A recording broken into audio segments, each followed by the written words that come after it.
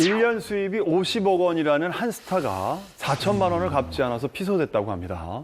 특히 이분은 평소에 호화로운 생활을 하는 것으로 유명했던 터라 더 논란이 됐다고 하죠. 네. 1년에 50억? 저게 뭐예요? 저게 뭐예요?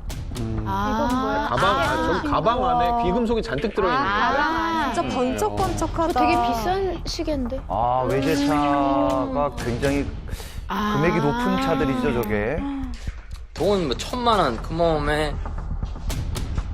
내 한 달 밥값밖에 안 되는 돈인데 그거 가지고 뭐. 네, 논란의 주인공은 부자 래퍼죠. 바로 도끼입니다. 도끼는 바닥에서 시작해서 수십억 원의 재산을 모은 래퍼인데요. 300여 개가 넘는 곡을 만든 다작의 아이콘이기도 합니다. 그런데 이 래퍼가 한 해의 수익으로만 무려 50억 원을 번다고 합니다. 본인의 이런 성공 스토리를 내가라는 곡을 통해 만들기도 했습니다. 웃기니까 그래요. 가능하죠. 예. 망할 리도 없거니 와서 사망한다고 해도 언제든지 일어날 수 있지 난 할 수 있지란 작은 생각 하나로보다 10을 보란 듯이 자왔으니 그러면 슬리피가는 뭐 없나요? 여기 50억이나 벌고 있는데 참 다작 좀 하세요. 다작 좀. 예. 50억. 계속 하고 있는데요. 하는데도 안 되나요? 이게? 얼마 전에 또 나왔는데 가슴 제목이 아프게 왜 뭡니까? 그래요? I'm fine. I'm I'm fine. 그래서 안 되는 거예요. 괜찮아라고 했잖아요. 난 안 괜찮아야 되는데. 헝그리로 하세요. 헝그리로. 모든 게 변했죠 사람들은 내 생활고를 걱정했죠 나를 응원해준 사람들 어쨌든 그 도끼 씨가 1,000만 원이면 나는 그냥 한 달 밥값이다라고 얘기한 적이 있어요. 그래서 이제 많은 대중분들이 아니 그러면 4천만 원이면 도끼 씨한테는 4달의 그 밥값인데 그걸 왜 안 갚느냐라고 하시는 그 대중들이 좀 있습니다. 네, 이 사건은 지난해 9월로 거슬러 올라가는데요. 당시 도끼가 이 공연을 준비하면서 주얼리 업체 A에서 총 7가지 품목을 외상으로 가져갑니다. 반지, 목걸이, 시계 등등이었는데 그 금액이 무려 2억 4,700만 원에 달했습니다. 문제는 지금부터예요. 도끼가 이제 4천만 원이라는 큰 금액의 미수금이 남은 상태에서 올해 8월부터 연락이 두절됐다라고 해요. 이에 지난 10월 30일 A사는 도끼의 소속사를 상대로 물품 대금 청구 소송을 제기했습니다. 그러니까 이 업체, 주얼리 업체가 미국에 기반을 두고 있는 회사인가 보죠. 예. 네, 맞습니다. 이 미국의 A사가 외상값, 그러니까 대금 지급을 요구를 하니까 도끼가 미국 수입이 0원이기 때문에 조금만 기다려달라고 요청을 했다고 해요. 그런데 또 도끼가 2번 정도는 갚았다고 합니다. 그러니까 미수금 지급 의지를 보였던 것이죠.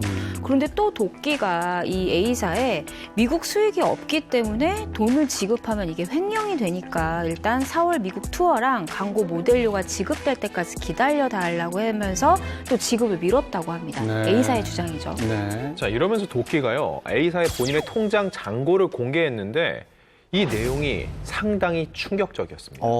왜 얼마나 중요했죠? 뭐 돈이 많나요? 너무 많은 너무 도끼 씨야 많아. 뭐 돈이 워낙. 그러니까 차라리 6억, 60억이었으면 덜 놀랐을 텐데 네. 상대가 도끼지 않습니까? 예. 6원이었습니다. 6원. 이거 근데 이게 뭐 미국 계좌에만 없는 거 아니에요? 그러니까요. 그랬겠죠. 예, 예. 그렇겠죠. 설마. 슈퍼카가 몇 대나 돼 있고 정말 비싼 그 귀금속이 정말 많이 우리가 받지 않습니까? 근데 그게 통장 잔고가 6원이다라는 거는 정말 믿을 수 없을 그런 소식인데 이건 거짓말을 한 건가요? 어떻게 된 건가요? 진짜요? 이게 뭐예요? 이게. 실제로 남은 잔고가 6원일 수도 있어요. 근데 이거는요, 어디까지나 돈을 갚지 못하는 상황에서 도끼의 일방적인 주장이기 때문에 우리가 이걸 믿을 수도 없고 믿어서도 안 되는 주장이죠. 왜냐면은 사람들이 통장을 하나만 갖고 있는지 여러 개 갖고 있는 건지 아니면은 현금 보유액이 얼마인지 그리고 사실 본인이 변제 의무가 있으면은 갖고 있는 부동산이나 본인의 재화를 이렇게 현금화 시켜서 주는 게 맞거든요. 그런 것도 모두 없이 정말로 손에 쥔 게 6원뿐인지는 알 수가 없는 상황인 거죠.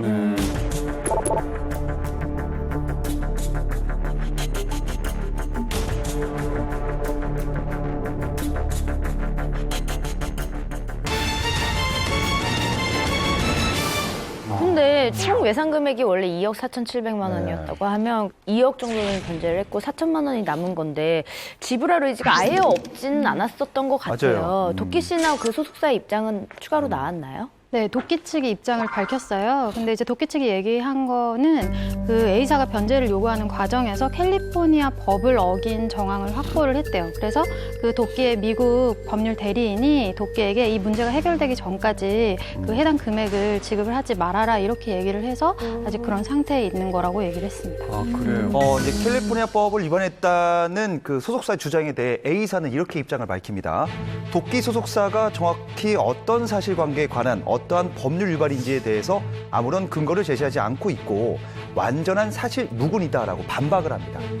주얼리 대금의 변제 책임에 대해서도 양측의 주장이 좀 엇갈리고 있다고요. 네, 맞습니다. 일단 소속사 측에서는 도끼 개인의 사안이라고 얘기를 하고 있고요. 반면 A사는 소속사 측에 이제 책임을 묻고 있는데 양측의 입장이 오히려 좀 사건을 더 헷갈리게 하고 있는 것 같아요. 그래서 A사가 그럼 소속사에 소송을 걸었나 보네요.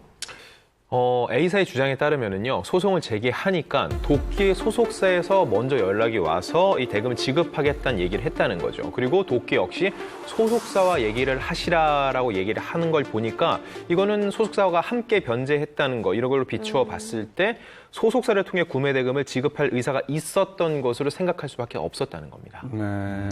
한편 서울 남부지방법원은 이번 사건을 조정으로 회부를 했고 또 양측 조정 절차를 우선적으로 진행할 계획이라고 합니다.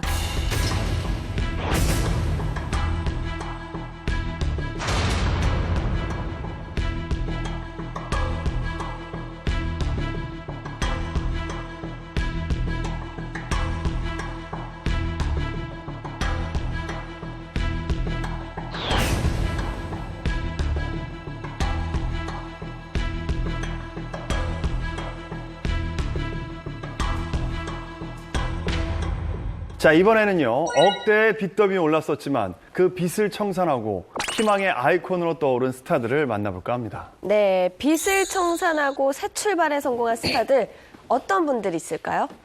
네, 지금 소개할 분은요, 빚 하면 가장 먼저 떠오르는 분입니다. 빚의 아이콘이다라고 불릴 정도의 연예인인데요. 최근 14년 동안 무려 69억 원에 가까운 빚을 거의 다 갚았다라고 합니다. 바로 가수 이상민 씨. 아, 이상민 씨. 이상민 씨 어떻게 보면 빚 때문에 더 빛나게 됐던 것 같아요, 오히려. 네. 이상민 씨는. 네, 이상민 씨는 1994년에 룰라로 데뷔를 해서 1995년에 날개 잃은 천사로 폭발적인 인기를 얻게 되는데요. 이때 룰라 활동 당시에 한 달에 1,000만 원씩 버셨다고 해요. 와, 대박이다. 25년 전에 1,000만 원이니까 엄청난 거죠. 엄청난 거죠. 그 당시에 방송국 회당 출연료가 20만 원, 25만 원 뭐 이랬어요. 맞아요. 와. 특히 가수들은 아마 음악 프로 나와도 10만 원 초반대일 거예요, 아마. 근데 그때 제작을 했었잖아요, 근데 이상민 씨는 제작을 했기 때문에 돈을 벌었겠죠. 네, 이상민 씨는 가수뿐만 아니라 프로듀서로도 굉장히 화려한 전성기를 보냈잖아요. 뭐 컨트리 꼬꼬를 결성을 했고, 뭐 샵의 음반 제작을 맡아서 대박이 났었어요. 그리고 뭐 그 뒤에 샤크라나 디바 이런 뛰어난 가수들을 많이 배출을 해서 굉장히 인기를 끌었죠. 맞죠. 아, 뭐 음악의 신이라고 맞아요. 했던 이유도 어떻게 보면 SM이나 JYP 이상 될 수 있었던 그렇죠. 그 정도 역량이 있었던 음악인이에요, 이상민 씨가.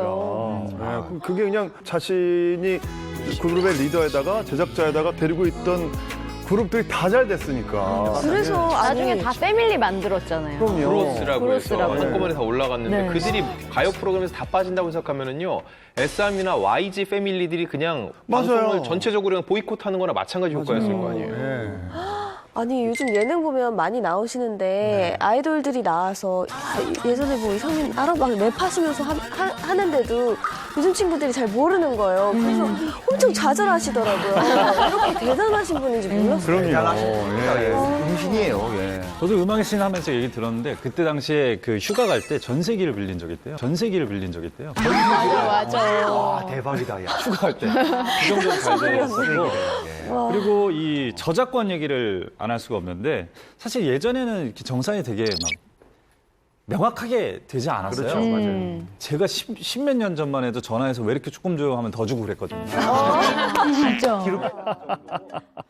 수상한데요? 하면 맞아요. 좀 더 드릴게요. 그런 시스템이었단 말이에요. 근데 주먹구구. 이때는 그 전인데도 불구하고 이제 한 달에 무려 1,500만 원가 들어왔어요. 저작권료만. 네네. 그리고 우리나라에서 6번째로 오픈 스포츠카의 이 주인공.